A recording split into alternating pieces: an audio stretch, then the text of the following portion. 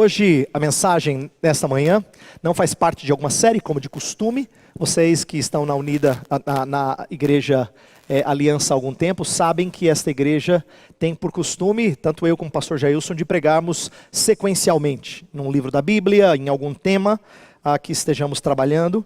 Mas como nós teremos pregador convidado no próximo domingo, para o nosso aniversário, e também no domingo seguinte, teremos uma quebra aí de mensagens em série. Então eu achei melhor pregar uma mensagem que fosse avulsa, mas que refletisse algumas das preocupações dos nossos dias, ao mesmo tempo que uma exortação do pastor à igreja que está comemorando 4 anos de vida nesse próximo dia 9 de dezembro. Então convido você a abrir a sua Bíblia em Filipenses.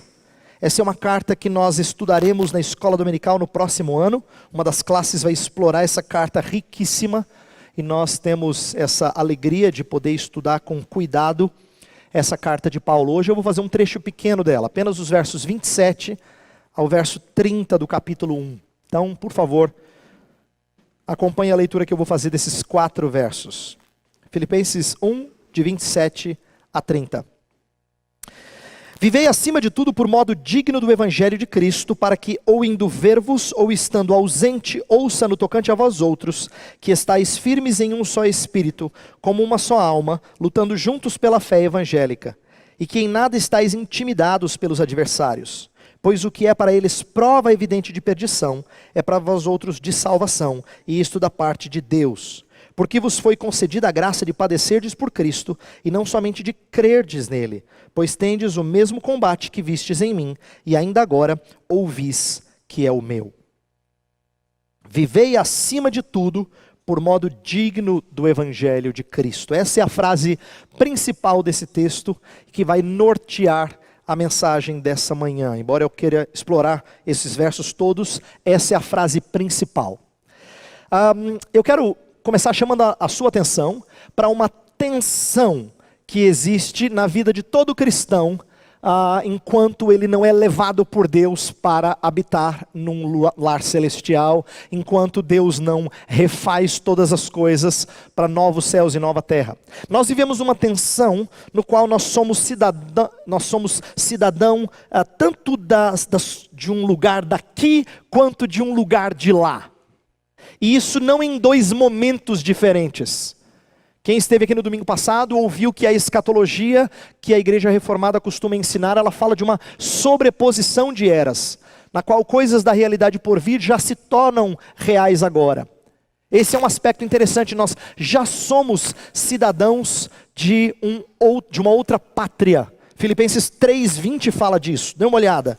Filipenses 3:20 diz: pois a nossa pátria está nos céus, de onde também aguardamos o Salvador. Então existe um comprometimento, uma lealdade com essa outra pátria. Mas Paulo não deixa de falar do nosso compromisso com a pátria daqui. Só que quando a gente fala dessas duas, conjuntamente nós normalmente experimentamos uma tensão, uma dificuldade muito grande de combinar ambas. Deixa eu falar o que essa tensão normalmente promove no nosso meio. Primeiro, nós temos medo de como devemos reagir quando há conflitos de interesses. Pensa bem, quando ser leal à nossa nação entra em conflito com ser leal à pátria celestial, você tem medo. Como é que eu devo reagir? E a minha família? E o meu emprego? O que é ser cristão aqui? Quanto que eu falo? Será que eu chuto o balde, como a gente diz? Então, essa tensão promove, em primeiro lugar, um certo medo, quando a gente imagina conflitos de interesses. Um segundo sentimento que eu creio que essa tensão produza, seja de ira. Ira quando uma de nossas cidadanias não parece valer a pena. É o caso de você olhar para essa semana, que teve uma das celebrações mais comoventes, por ocasião da tragédia do avião lá da Chapecoense, e ao mesmo tempo ter nossos líderes fazendo o que pareceu ser uma tramóia a seu favor. Esse tipo de sentimento de ira brotou em todo mundo na mídia, inclusive no seu coração essa semana. Então, essa tensão às vezes ela produz não só medo, ela produz ira, porque você fala assim: eu acho que eu não sou cidadão de nada aqui, porque eu não suporto o que está acontecendo. Ira é um sentimento comum quando nós enfrentamos essa realidade. E um terceiro sentimento que eu levantaria é a aspiração de que às vezes nós temos de encontrar alguma cidadania terrena que seja correspondente à cidadania celestial. A gente tem vontade de ir para algum lugar em que pelo menos seja um pouquinho melhor que aqui. Não é? Talvez você diga, não, pastor, igual não tem. Mas pelo menos que seja alívio dos males que você sofre aqui. É o caso das aspirações que nós temos quando a gente fala de construir a nossa vida num outro lugar, num outro país. Então o que eu quero dizer é que existe essa tensão. Às vezes ela promove medo, às vezes ela promove ira, e às vezes ela desperta sonhos. Às vezes os três. Qual é a nossa reação? Qual deve ser a nossa reação diante dessa tensão? Será que a nossa reação deve ser de que a gente tem que manter essa tensão, não tem jeito, a gente tem que conviver com ela? Será que é melhor a gente abandonar as preocupações com a cidade terrena? Tem pessoas que fazem isso. Não, eu não me preocupo mais com as coisas daqui. Há tendências evangélicas, às vezes, que são contra envolvimento em questões sociais, porque não veem qualquer solução ou melhora. Ou será que Deus espera que nós o ajudemos a construir o seu reino aqui na terra? Essa é uma outra expectativa que alguns cristãos têm, de que nós devemos participar da construção do reino e fazer desse mundo um mundo melhor.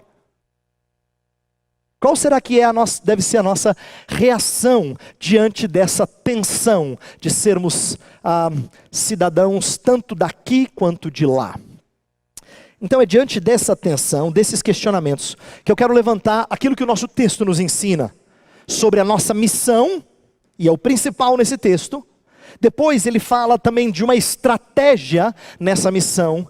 E por último, do estímulo que nós recebemos para cumprirmos essa missão. Então 3 palavras-chave se você quiser anotar, tá? Missão, estratégia e estímulo. Vou começar falando da missão. A missão está muito clara no versículo 27. Inclusive o versículo 27 começa com uma ênfase sobre a importância daquilo que Paulo vai falar.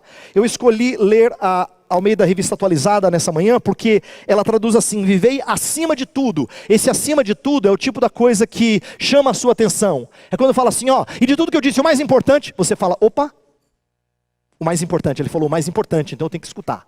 O mais importante é isso. O acima de tudo preste muita atenção, isso aqui é fundamental. Acima de tudo, essa é uma boa tradução. Vivei de modo digno do Evangelho de Cristo. Então, a nossa missão tem a ver com viver dignamente, de modo digno do Evangelho. É importante que, antes de eu falar o que isso significa, eu mostre que Paulo está encorajando algo que ele já fazia e que já tinha sido visto pelos filipenses. Então, olha só como Paulo exemplifica esse viver de modo digno, viver por modo digno do Evangelho. Primeiro, se você olhar comigo no capítulo 1, antes desse texto, lá no versículo 12, ele começa assim: quero ainda, irmãos, certificar-vos de que as coisas que me aconteceram, está falando do seu passado, aprisionamentos, as surras que ele levou e tudo mais, têm antes contribuído para o progresso do Evangelho. Ele começa dizendo que o seu passado é explicado ou faz sentido à medida que o Evangelho é espalhado. O seu passado é explicado à luz da expansão do Evangelho. Mas não só a sua vida passada. Olha o que ele fala do presente a partir do versículo 14. Ele fala assim: e a maioria dos irmãos, estimulados no Senhor por minhas algemas, ousam falar com mais desassombro a palavra de Deus. Alguns efetivamente proclamam a Cristo por inveja e porfia. Outros, porém, o fazem de boa vontade. Estes por amor, sabendo que estou incumbido da defesa do Evangelho. Aqueles, contudo, pregam a Cristo por discórdia, insinceramente, julgando suscitar tribulação às minhas cadeias. Todavia, que importa? Uma vez que Cristo, de qualquer modo, está sendo pregado, quer por pretexto, quer por verdade, também com isto me regozijo. Sim, sempre me regozijarei. Olha o que Paulo fala. Que no presente, tem pessoas que pregam a Cristo por razões certas, e tem pessoas que pregam a Cristo por razões que não são nobres. Ele fala: de que me importa, contanto que Cristo esteja sendo pregado. Então, é como se ele estivesse dizendo para os filipenses assim, não calem a boca daqueles que vocês acham que estão pregando por motivações erradas. Estão pregando a Cristo? Que bom, eu me alegro nisso. Ele entendia as circunstâncias presentes à luz de Cristo ser anunciado. O seu presente, inclusive o fato dele estar preso, mas tem gente que está sendo encorajada pela sua prisão, sua prisão presente, para ele está bom. O seu presente era ilustrado à luz da expansão da mensagem de Cristo. E o seu futuro também fazia sentido à luz de Cristo do seu evangelho. Olha o verso 20. Segundo a minha ardente expectativa e esperança de que em nada serei envergonhado, antes com toda a ousadia, como sempre, também agora será Cristo engrandecido no meu corpo, quer pela vida, quer pela morte. Ele sabia que independente dele continuar vivendo ou morrer, Cristo seria engrandecido. Então como é que ele olha para o seu futuro? Tudo em torno de Cristo ser anunciado, engrandecido, glorificado. Então você percebe o que é viver dignamente do evangelho? Ele entende toda a sua história passada, inclusive os anos em que ele perseguiu a igreja. Ele não entende isso como desconexo do que ele tinha que aprender acerca de Cristo. Entende o seu presente, a sua prisão e o que pode acontecer com ele, inclusive morte. Tudo à luz da mensagem de Cristo. Paulo, portanto, era alguém que havia mostrado aos filipenses o que era viver por modo digno do evangelho. E viver por modo digno aqui significa demonstrar que Cristo tem o supremo valor em nossas vidas. É vê-lo como aquilo que é mais precioso. Então, Paulo, na verdade, está convocando os filipenses a fazer alguma coisa que ele já fazia. A sua vida demonstrava isso. Tem mais uma outra curiosidade do contexto que ajuda a gente a entender a nossa passagem. A Filipos era uma colônia romana. E como colônia romana, ela tinha alguns privilégios que outras cidades não tinham. Alguns historiadores falam que lá era um lugar em que moravam muitos soldados aposentados que iam fincar suas raízes ali, e lá eles tinham privilégios do tipo isenção tributária, eles tinham o exercício do direito romano como em outras cidades não tinham, e a gente consegue perceber isso em Atos 16, que é o lugar de Atos em que a igreja de Filipos começa a surgir. Mas tinha uma das coisas que era mais querida e mais preciosa em Filipos, nessa colônia romana, era o chamado direito italiano. O direito italiano, ius italicum, que era o seguinte: você era tratado em Filipos como se você tivesse em solo italiano, em solo romano. Você poderia receber todos os privilégios e toda a proteção e toda a segurança, como se você estivesse na própria capital. Então, os de Filipos se orgulhavam do seu status. Afinal de contas, eles eram uma extensão de Roma. Eles eram uma cidade diferenciada. E esse orgulho que eles tinham desse status vai ser usado por Paulo como conexão àquilo que ele quer falar na nossa passagem. Agora, veja o que ele quer dizer à luz desse status de colônia romana. Quando ele fala, vivei acima de tudo por modo digno do evangelho de Cristo, tem uma coisa interessante aqui que eu tenho que destacar. A palavra vivei é melhor traduzida na NVI quando fala sobre cidadania. Na verdade, literalmente significa portem-se como cidadãos. Paulo vai usar a ideia de você ter aliança a algum estado para mostrar como é que um cidadão deve se portar. Então, portem-se como cidadãos, vivam de tal forma que combine com a sua cidadania, é isso que ele quer dizer, tá? E ter ciência dessa cidadania, aqui ele não está falando necessariamente da cidadania filipense, né? Ele estava falando da sua lealdade à pátria celestial, que ele vai mencionar no capítulo 3, mas ele conecta com o orgulho que eles tinham de sua própria cidade, tá? Paulo não condena o orgulho que eles tinham da cidade. Isso é uma coisa interessante. Em nenhum momento da carta a gente ouve Paulo dizendo assim, e vocês se orgulham de serem de Filipos, que absurdo. Não. Em nenhum momento ele despreza o fato deles terem alguma lealdade à sua cidade terrena. Isso nos ensina de que lealdade ao nosso país não é pecaminoso, contanto que ele não seja igual ou superior à nossa lealdade perene. E é isso que Paulo vai dizer aqui. Ele vai mostrar como o nosso amor por e nosso compromisso terreno deve apenas apontar para um compromisso mais significativo com outra pátria. Então, se os cidadãos de Filipos se orgulhavam de terem se tornado colônia romana, os fiéis daquela cidade deveriam se orgulhar da sua cidadania celestial. Se para Paulo o viver é Cristo, para os filipenses também tinha que ser. Eles tinham que viver de modo digno do Evangelho, por modo digno do Evangelho. Aqui significa ter essa lealdade para com o Evangelho de Cristo. É importante que a gente agora pause e reflita um pouco sobre isso, sobre essa nossa dupla cidadania. Sabe, ela não é uma opção. Quando eu falei da tensão no começo da mensagem, eu não estava querendo dizer que você pode fugir dela, e nem que você deva fugir dela. Eu acho que ela é inevitável. Nós somos cidadãos tanto daqui quanto de lá, se nós cremos em Cristo. Mas isso deve moldar a nossa perspectiva, não só a nossa conduta. Perceba, se nós estamos no mundo, mas nós não somos do mundo, não significa que a gente despreza qualquer atividade aqui no mundo, porque nós representamos outra pátria, enquanto somos de uma pátria aqui. Nossa postura, portanto, tem que ser de alguém que se envolve para o bem-estar de quem está aqui. Eu gosto muito de uma analogia que eu aprendi com a Nancy Pierce. Ela fala assim que nossa postura nesse mundo não pode ser a de imigrante. O que ela quer dizer com isso? O imigrante é aquele que vai para um outro país para usufruir de todos os benefícios de lá, mas ele continua conectado à sua origem. Ele fala português, ele ainda assiste Globo Internacional, ele come churrasco, ele joga futebol, mas ele está em outro país. Ele não se adequou àquele lugar. Ele continua brasileiro em outro lugar. Essa é a postura de imigrante. Assim como imigrantes que vêm ao Brasil, que continuam mantendo suas pequenas culturas. A Nancy Pierce fala assim, não é assim que a gente devia viver. A gente deveria viver que nem um missionário. O missionário é aquele que faz o contrário. Ele não preserva a sua cultura no país para onde ele vai. Ele se adequa à cultura para onde ele vai, porque o que ele traz é uma mensagem que transcende culturas. Então ele é muito diferente do imigrante. Ele é capaz de vestir-se igual àqueles para onde ele vai, de falar igual, de comer igual, porque o desejo dele é atrair aqueles que lá estão para ouvir essa mensagem que transcende culturas. Então nossa postura não é de imigrante, mas de missionário.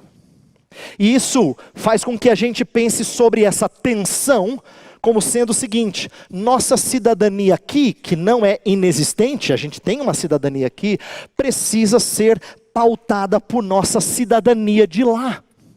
Nós precisamos entender como é que é necessário sermos brasileiros como os demais brasileiros, limeirenses como os demais limeirenses, ou qualquer outra cidade na qual você viva, mas trazendo uma perspectiva que molde conduta com uma mensagem que transcende culturas.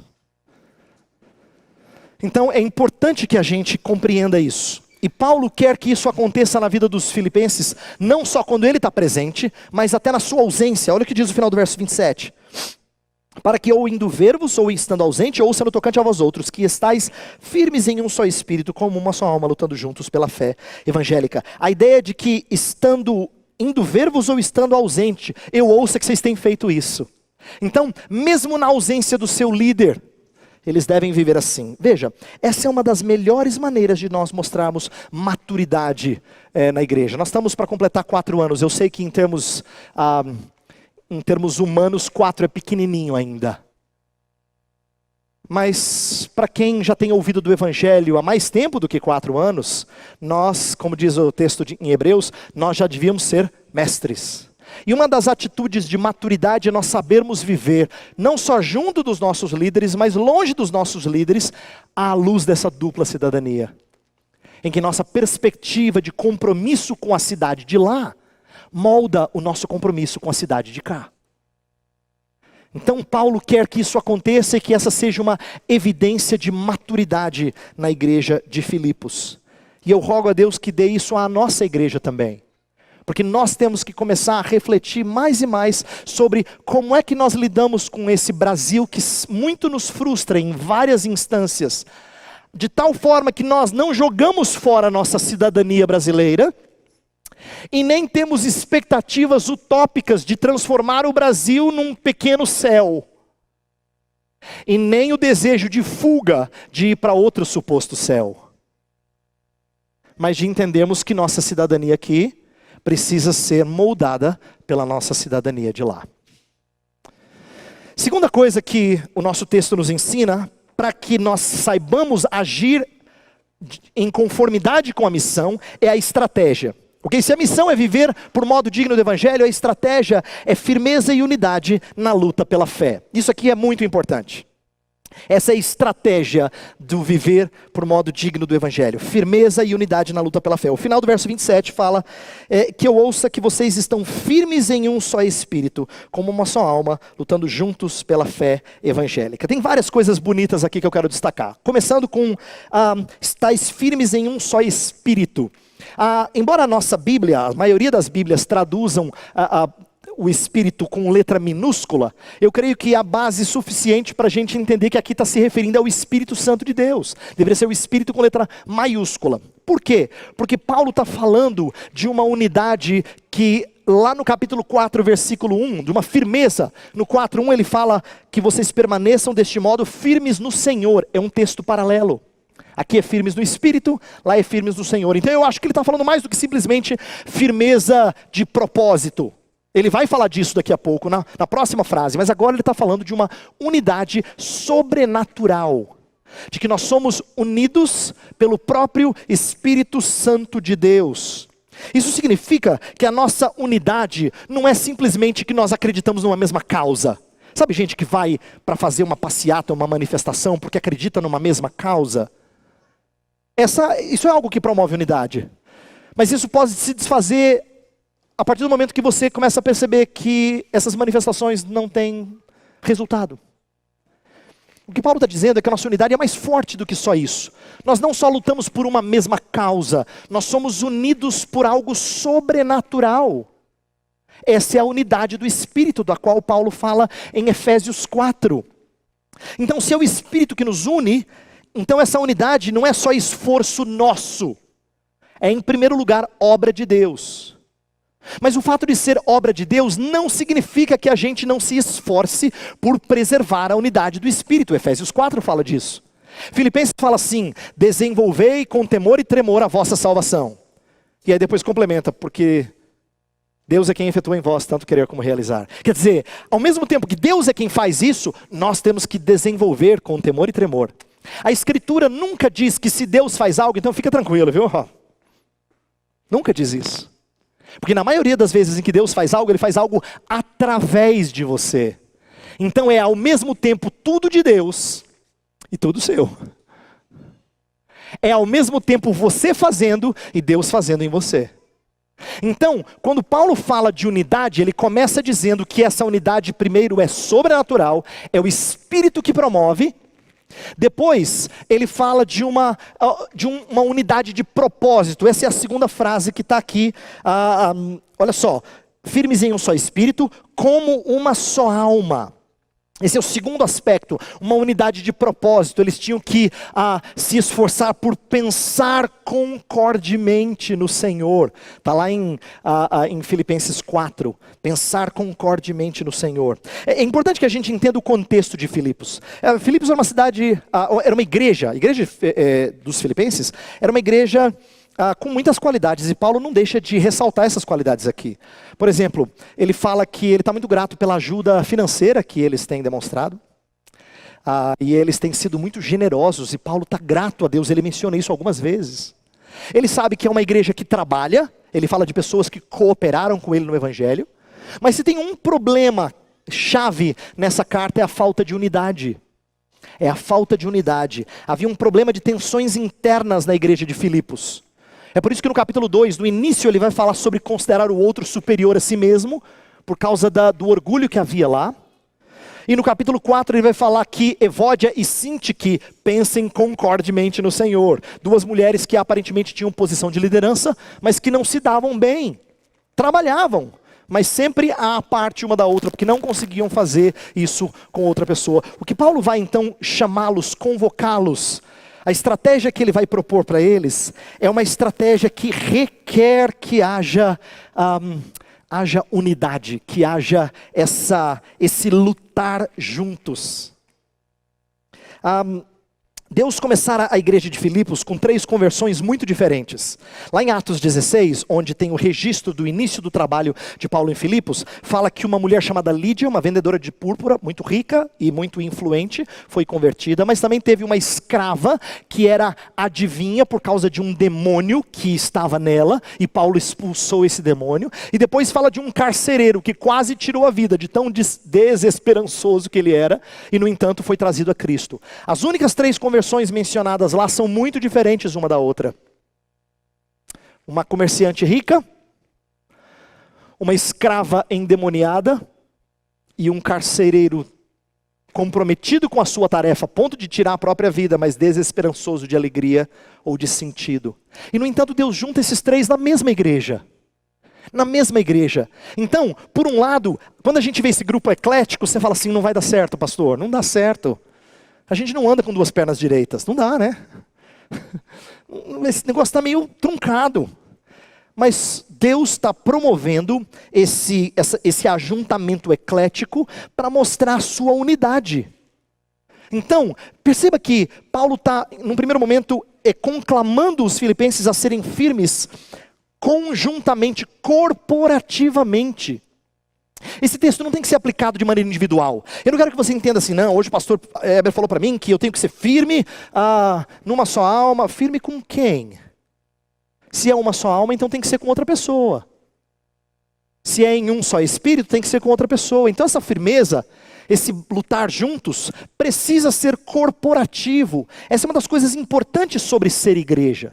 Nós estamos para completar 4 anos aqui, e ela só vai ser uma igreja saudável quando a gente tem prazer de fazer as coisas conjuntamente, de estar junto com as pessoas, e de lutar junto com elas. Isso é importante dizer, tá? Porque o que Paulo está ensinando aqui, é que nós não sacrificamos a verdade, mas nós deixamos de lado as preferências para lutarmos juntos. Não é entenda que não é uma unidade fajuta. Tem gente que fala assim, vamos concordar em discordar? Essa é uma unidade fajuta. Tá? Não é isso. Não é só reconhecer diversidade. Inclusive, diversidade é a palavra do momento. Se eu falasse só de diversidade, eu não estaria dizendo coisa muito diferente de alguns programas de televisão, ou até de jornais. Nós somos diversos. Tudo bem, e daí? Até a mídia fala da nossa diversidade. O mais espetacular não é gente diversa convivendo juntos. É gente diversa morrendo pela mesma fé. É isso que é espetacular. É isso que é impressionante. E é isso que faz da nossa unidade uma unidade evangélica. Então preste atenção nisso. A ideia de nós estarmos juntos pela fé evangélica.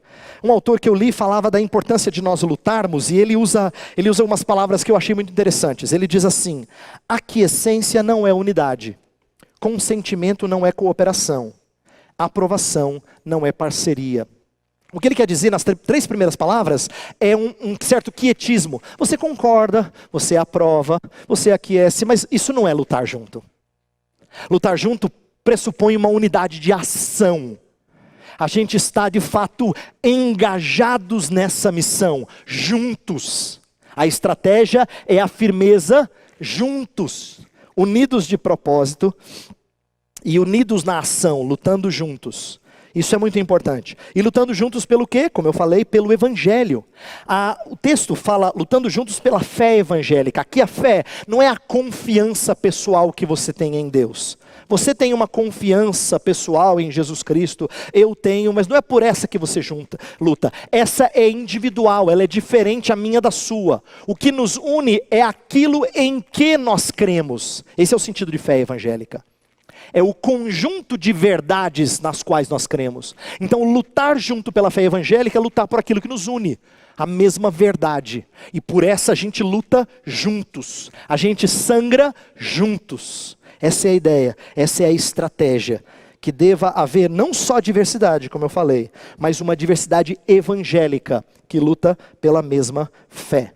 E se isso acontecer, certamente nós vamos obter salvação. O versículo 28 fala assim: pois o que para eles é providente de perdição é para vós outros de salvação. A ideia é de que nós teremos êxito no tempo do fim, Deus nos livrará das nossas angústias, enquanto outros sofrerão perdição.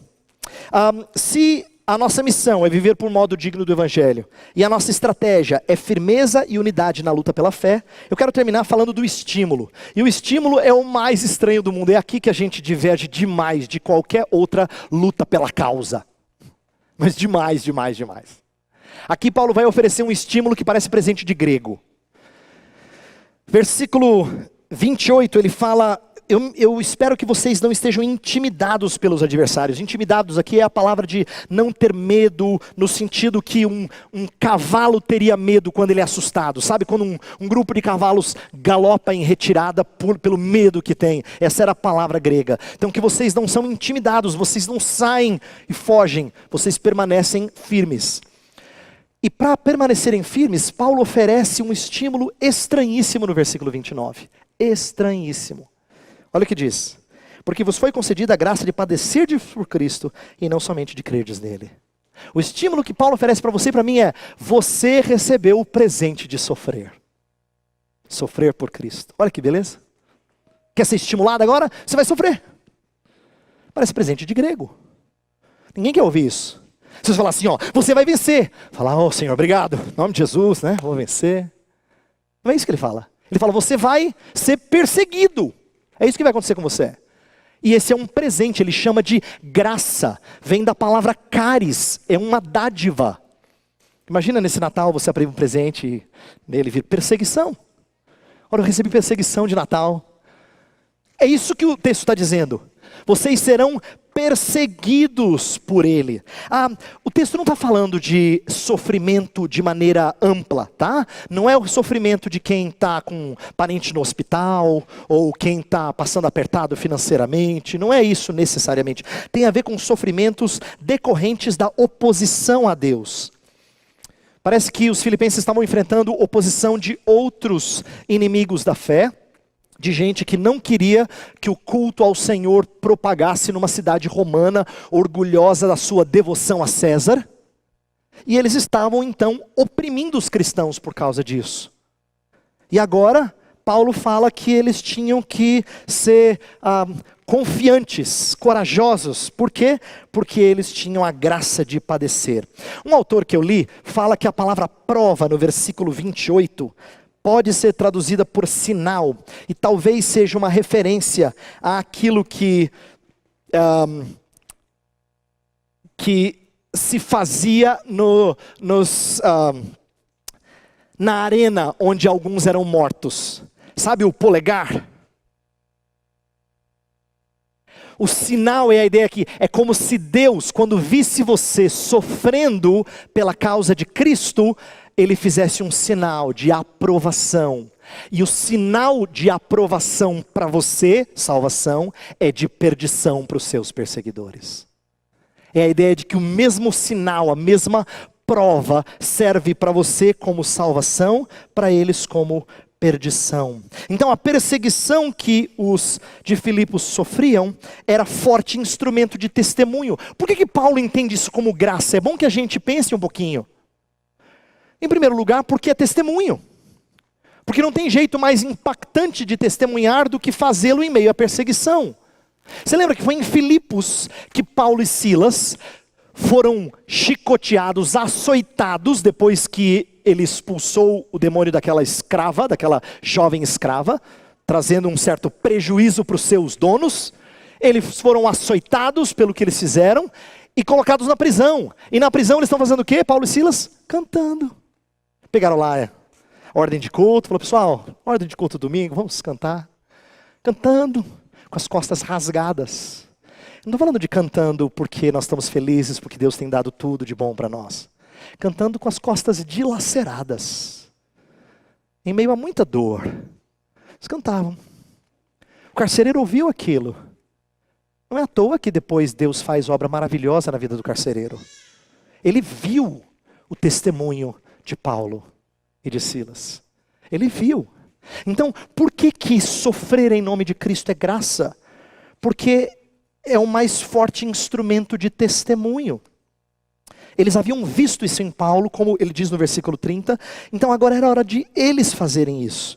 Sabe, no passado os apóstolos também entenderam isso. Lá em Atos 5:41, diz que os discípulos de Cristo foram açoitados e eles saíram pulando de alegria, porque foram considerados dignos de sofrer pelo nome de Cristo. Esse é um conceito estranho para nós que vivemos num tempo de conforto, num tempo de relax, de paz, de bem-estar, né? Tudo ao nosso redor parece que aponta para isso. Nós não somos preparados para perseguição. E é nisso que eu quero dizer que a mensagem dessa manhã, ela é muito diferente da diversidade aí fora, da unidade aí fora, do lutar por uma causa aí fora. Tem termos parecidos. Eu imagino que alguém que não entendeu o Evangelho de Cristo, ouça o que eu estou dizendo nessa manhã, e identifique com coisas aí fora, mas eu quero te dizer que não é igual. Não é. Principalmente por causa do estímulo, que fecha essa passagem de maneira estranha aos olhos do mundo. Dizendo, vocês receberam inclusive um encorajamento. Vocês vão sofrer pelo nome de Cristo. Olha que presentão. Vocês vão sofrer pelo nome de Cristo. Vocês vão carregar as marcas de serem testemunhas de Cristo. Como se fossem medalhas. Como se fossem louros, né? Ou honras.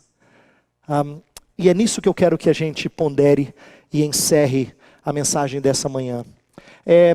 Se nós estamos num Brasil que tem cada vez mais oprimido nossa fé de diversas maneiras, como é que a gente reage? Se existe essa tensão da qual eu falei no começo, em que parece que viver aqui é tão desanimador, desperta às vezes medo, porque a gente não sabe como a gente vai se portar quando há conflito de interesses, desperta ira, porque a gente quer que isso aqui se exploda, em alguns momentos, desperta às vezes sonhos de ir para algum lugar que parece bem melhor do que aqui. Quando essas coisas surgem, qual é a nossa postura? Como é que a gente tem que reagir? O que significa viver por modo digno do Evangelho no Brasil hoje? Eu quero que você pondere sobre isso. Pondere sobre a necessidade da igreja ser mais unida do que as pessoas conseguem ser por uma causa na rua. Porque aquilo pelo qual elas lutam não se enxerga. Não se enxerga. E não é sonho fútil. É uma realidade verdadeira. É uma unidade do Espírito. É uma fé evangélica. Quando é que fé evangélica é o próprio Evangelho. É a salvação, é a obra de Cristo Jesus. Eu quero que você pondere sobre como é que viver no Brasil de hoje significa não desprezar a nossa nação. Lutar para que ela seja, a sua prosperidade também seja a nossa prosperidade. Lembra o texto de Jeremias? Mas que a nossa cidadania aqui seja pautada pela nossa cidadania de lá. Em que a gente traz para o cenário público algumas das crenças fundamentais que marcam a fé evangélica. E não tenhamos o medo de sofrer pela causa de Cristo, porque se isso vier, é presente, é graça. Eu queria encorajar você nessa manhã. Mas encorajar não com um cenário bonito à frente, mas um cenário espinhoso à frente. Eu sei, parece estranho, né? Parece estranho eu encorajar vocês dizendo assim, sejam fiéis e Deus vai trazer perseguição. Não parece encorajamento. Mas a Escritura encoraja a gente assim. A Escritura encoraja a gente assim.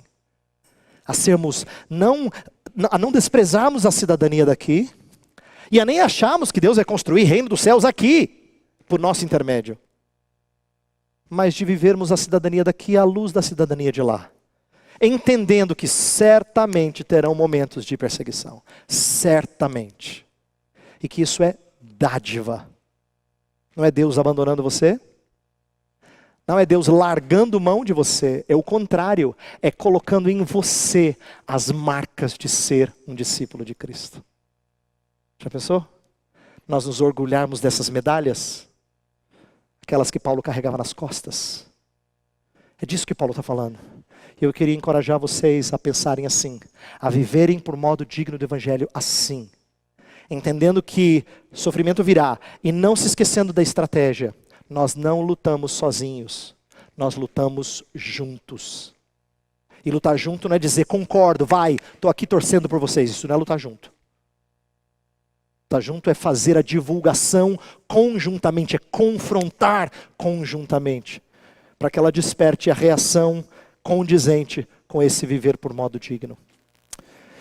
Eu gostaria que nós agora cantássemos um hino que fala dessa cidadania celestial, moldando nosso viver aqui. Olha só, fala que eu sou forasteiro aqui, em terra estranha eu estou, celeste pátria assim é para onde vou. Mas veja que o fato de ir para a celeste pátria não significa que eu não estou nem aí com essa cidadania daqui. Porque aqui ele sabe que ele é embaixador. E o embaixador não pode não estar nem aí com o país onde ele está. Pelo contrário, a sua missão é se preocupar com o país onde ele está. Só que ele sabe que ele representa outra nação. A sua lealdade maior é a outra nação. Então ele está ali de passagem, mas enquanto ele está ali, ele tem que contribuir para o bem-estar daquele local, à medida que ele traz para aquele local as realidades de outra cidadania. Vamos ficar em pé? Vamos cantar esse cântico.